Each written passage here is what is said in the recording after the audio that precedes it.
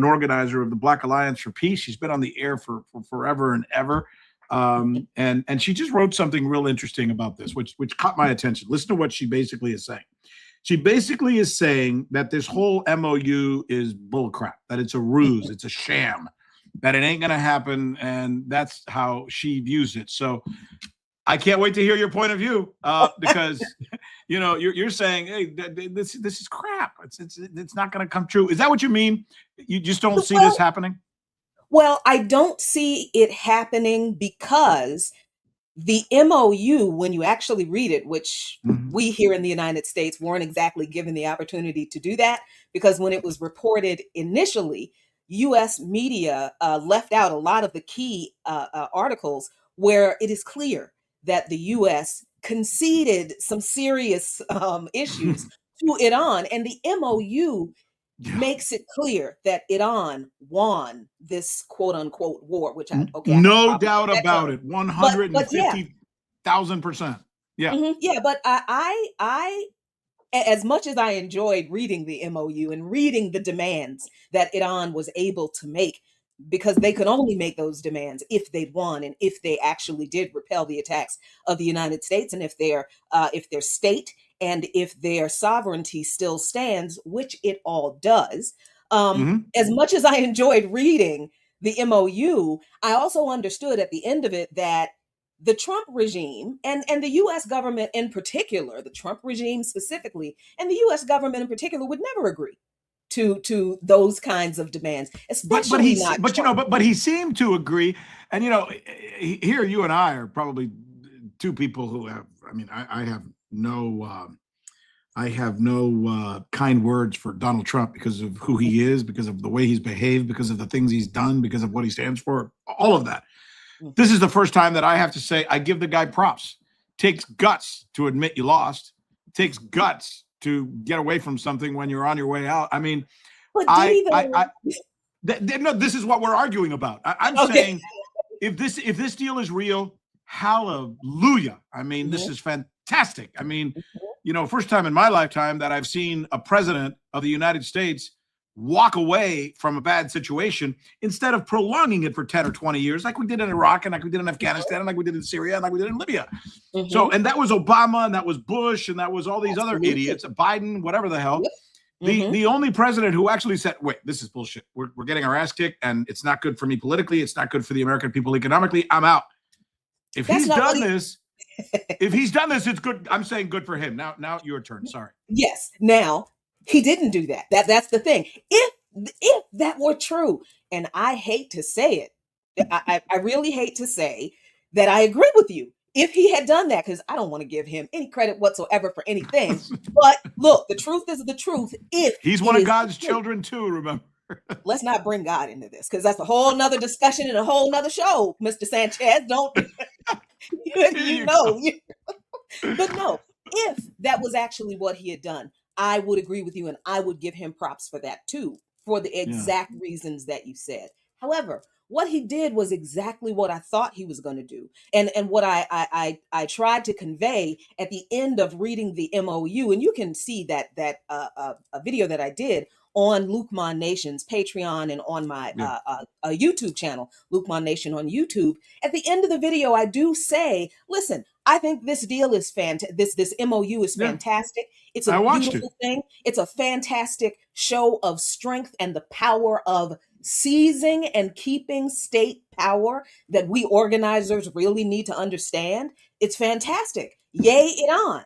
But I said, I don't think Trump is going to be able to admit that he lost, because his ego is too big. He is not going to accept some of these terms. He's not ever going to admit that Iran forced the United States government to release the funds that the U.S. government had seized and stolen and held from Iran. That $120 billion.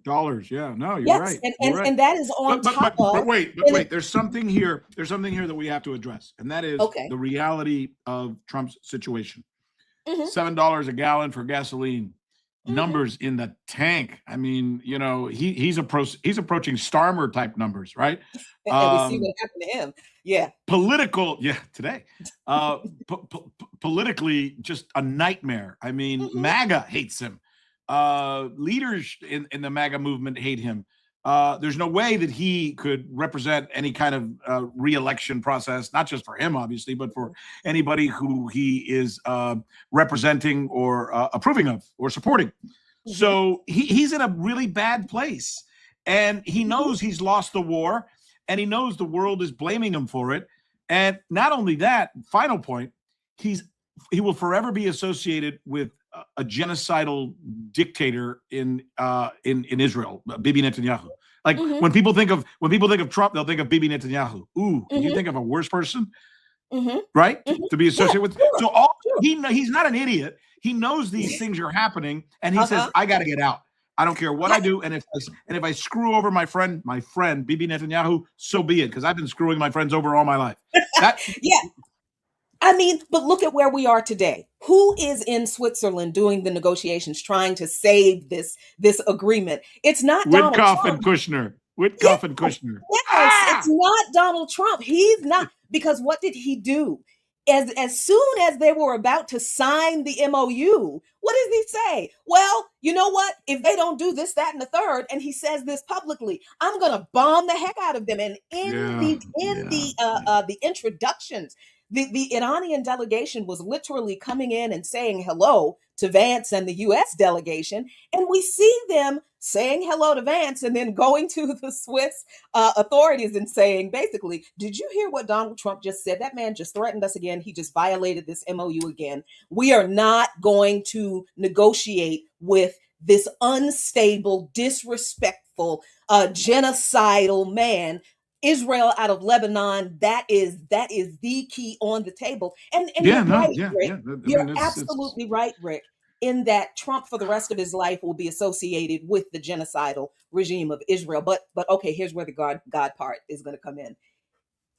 Christian Zionists don't care. And not to say that Trump is a Christian Zionist. That man doesn't have a belief that is not connected to his own personal pockets. He will say whatever needs to be said to keep and maintain the power that he can get to make as much money for himself and his family as possible. That really is what I think his ideology is. But you're forgetting one. Not to play the comparison game, but we should at least do a little bit of the comparison game. Prior to Trump, we had another idiot in the White House who was 100,000% behind Bibi Netanyahu and would lick his shoes if he had to, and was completely compliant in the attacks on all Palestinians and everything we saw happening in Gaza. And Trump has been the same way all throughout until now.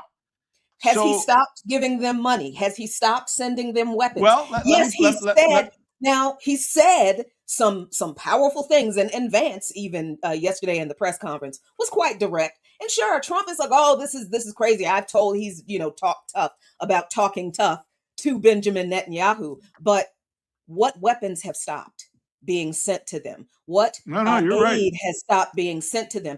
The public statements are great, but we know in politics that talk is cheap. But wait a minute. Nobody's ever had those statements before. I mean, props to no one, not Bush, not Obama. Obama was a coward. And so was Biden, and so all of them. I mean, I'm not picking on any one guy. They all basically said, "Yes, sir. Yes, sir. Yes, Mr. Israel. Whatever you need, whatever you want." Yeah. So let's listen to Vance. Let's listen to Vance together. This is as much as we've ever gotten from anybody looking at Israel and saying, "You guys, blah blah blah." Artie, you got that? Play it for John. Twofold. My message to them would be twofold.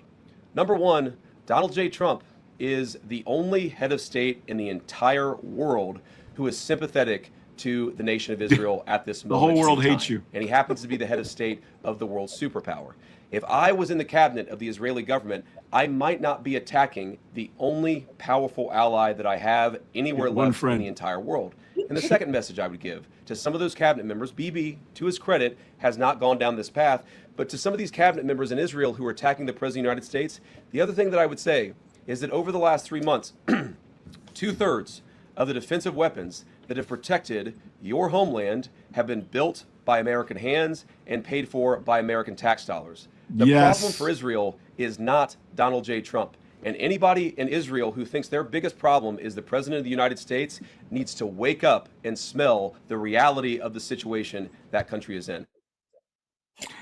He makes two really interesting points here, and I want to get your reaction to it. One is, he didn't say the world hates you, but he said the world hates you. The whole damn world hates you like poison. And Trump's the only person who's supporting you and the only person who even kind of likes you. That's number one. The other point that I think this guy really believes, I think JD Vance really believes this, and he's been wanting to say this for a long time, and I know this from my own reporting. When he says the American people are sick and tired of giving you money, paying for your wars, and you don't even appreciate it, he means that. That's sure. That's JD Vance's ethos coming out right there. And I can't tell you why I know this, but I know this.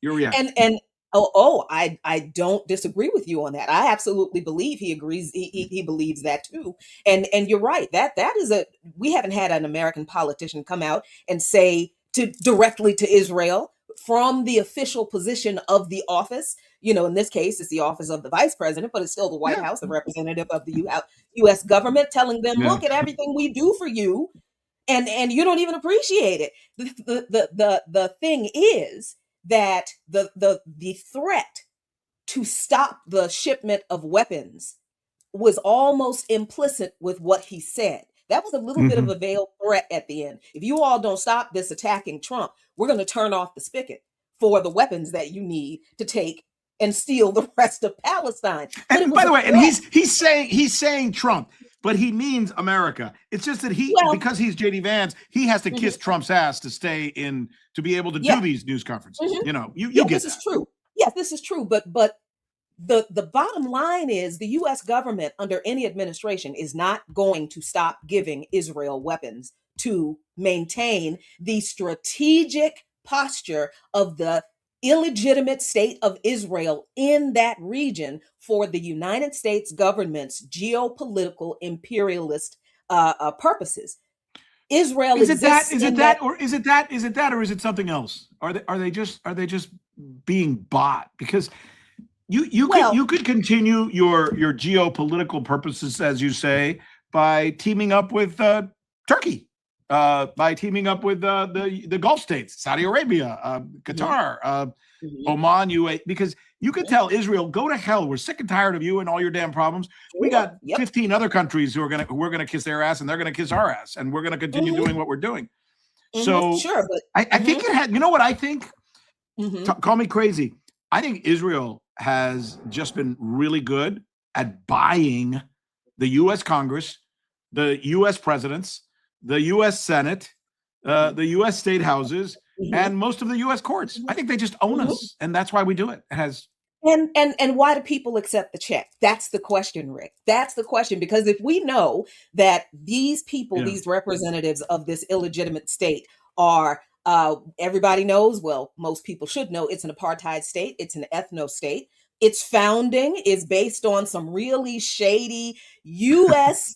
driven UN backdoor manipulations. UK, and, UK. Yes. Yeah. Yes, and all of this, so that we see the genocide, we see the ethnic cleansing, we know this is all wrong, and I'm talking about politicians now. So why do people accept the check? Sure, Israel buys U.S. politicians, has an enormous lobbying. AIPAC and J Street, don't be fooled. J Street is not progressive, but why do the politicians take the checks, Rick?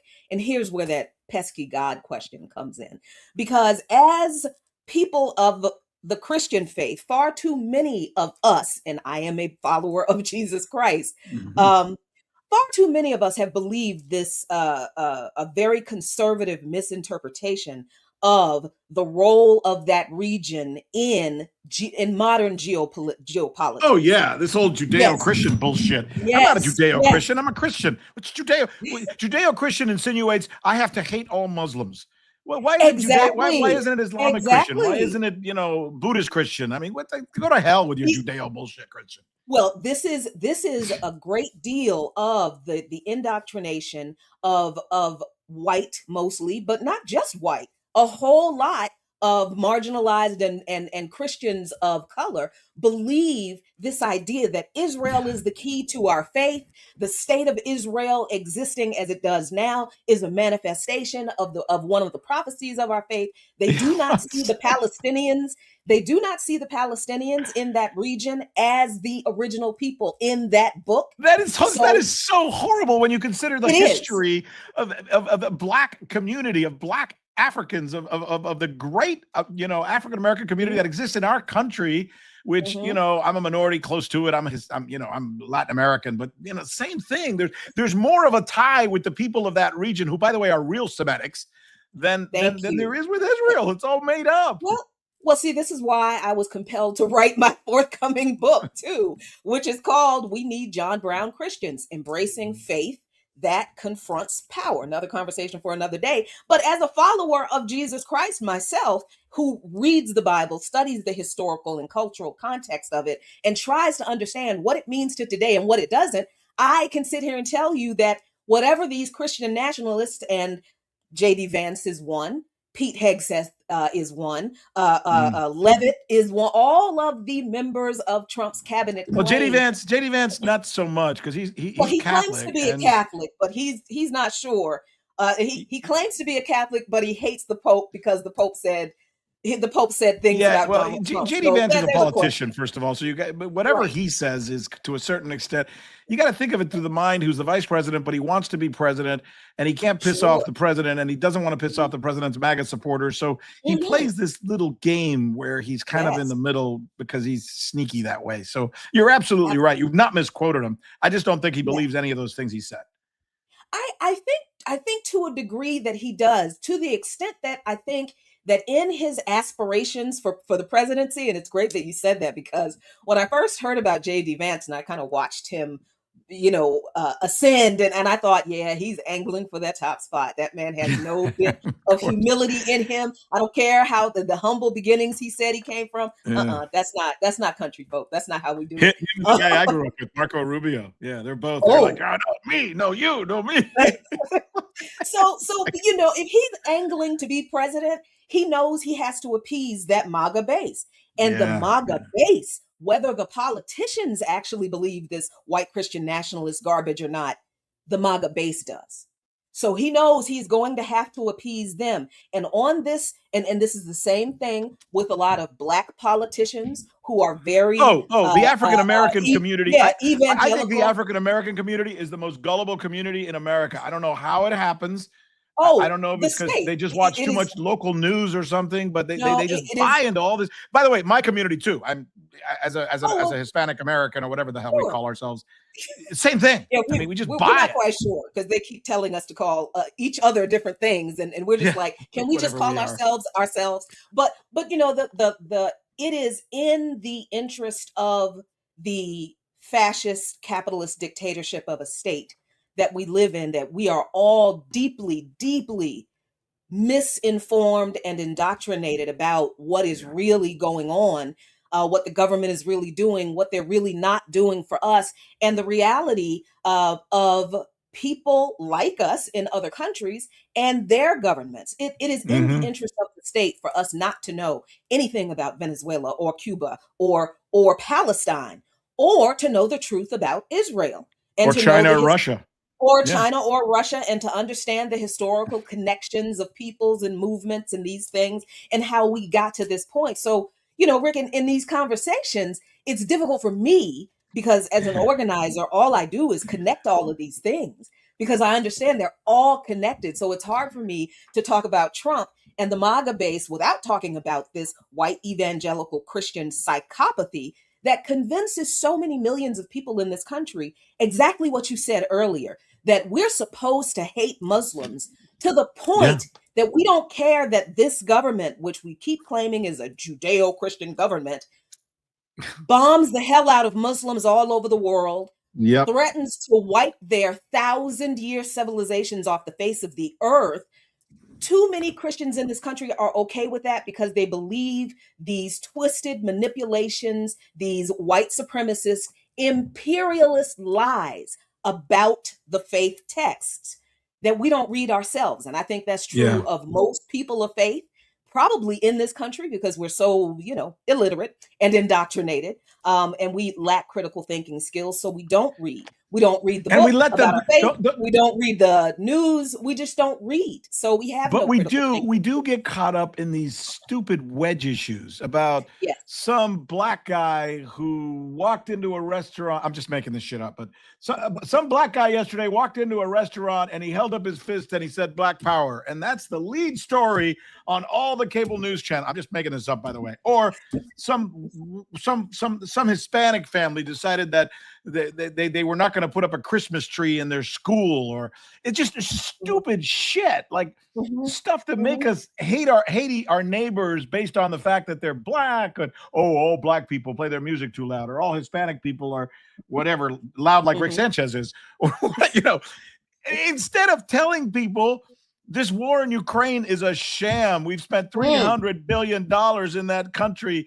and we're getting absolutely nothing for it. And Russia has never meant us any real harm. Yeah, they got problems too. But why do we want to go to war with Russia? They got more nuclear warheads than any country on the earth.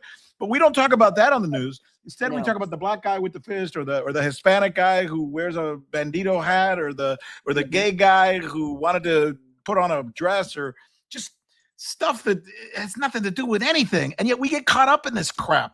And African-American communities and Hispanic communities are more guilty than anybody in that stuff, just like everybody else, I guess. But anyway, there's my spiel. Yeah, it makes me angry. No, really? No. Well, because we take our eye off the prize. We take our eye off the focus where it should be.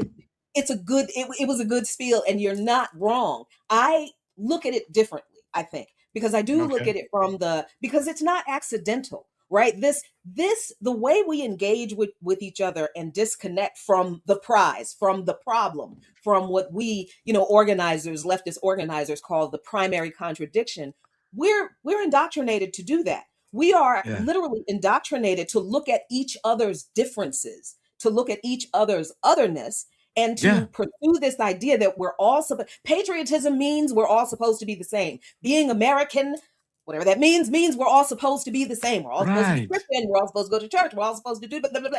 So then we are indoctrinated to focus on the things about us that are different. And as we struggle economically in this country, we are so focused because this is what the state does with its media. And the media means everything. News, movies, television shows. Books, magazines, music. Oh, yeah. This is why stuff about Jay-Z and Beyonce distracts and Bad Bunny and everybody focuses on the entertainment and doesn't ask the questions that the entertainment should be causing us to ask. So, for example, Beyonce comes out with a song, and I know this is a few years ago, supposedly an anti-capitalist song. You're not going to break my soul. This woman never worked a day, outside of the entertainment industry. Instead Good for her. But instead of us asking, why would she sing this song? And does it reflect how you feel and how you are treated on your job? And if it does, whose fault is that? Right? So instead of using this entertainment as a springboard for us to ask questions about the system we live in, we take the entertainment and use whatever is said through the entertainment as whatever ideology we're trying to push. Right. And that is where that's what gets us organizers frustrated, because we're trying to tell people, look, entertainment is fine, but please understand that the state uses entertainment to keep you from paying attention. Yeah, and you know what the worst entertainment is that the state uses?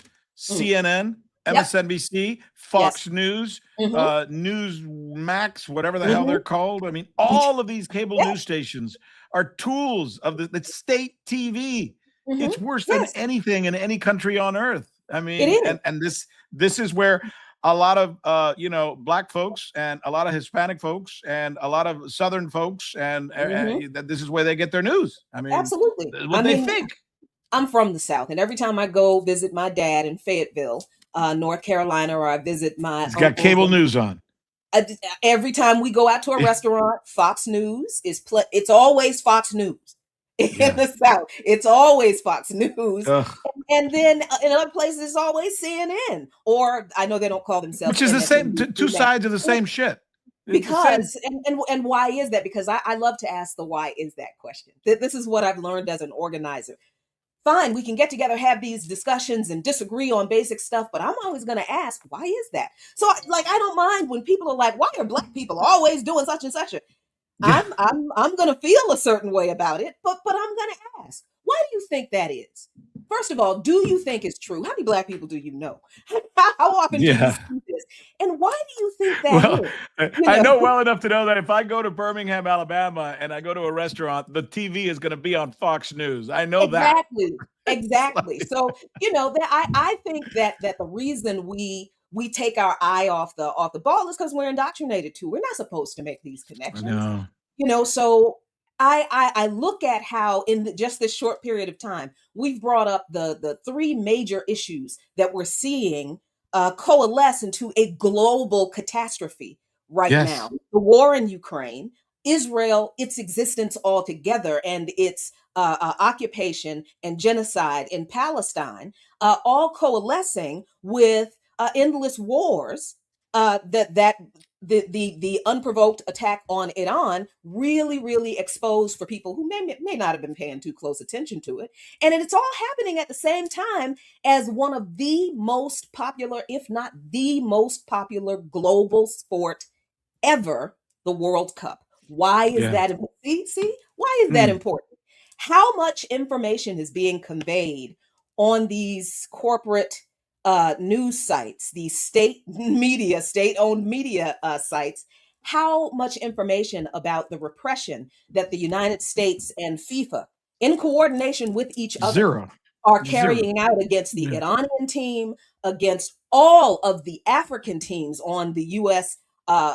Travel ban? None of the African fans could come to the World Cup because of the U.S. regime's travel ban. The Iranian team can't even stay in the United States. They have to stay in Mexico, which as an athlete, rest is extremely important. The Senegalese team and the Uzbekistan team, I think the Uzbeki team, were subjected to just intrusive security, basically pat down searches and that kind of thing. My God, you think they were in the UK or something, the way they're being treated? Yeah. So what does all this have to do with everything? What in the world does the World Cup have to do with all of this horror in the world? How much are we being told about the way, as the head of FIFA is saying, well, maybe Israel and Palestine can play a friendly match together?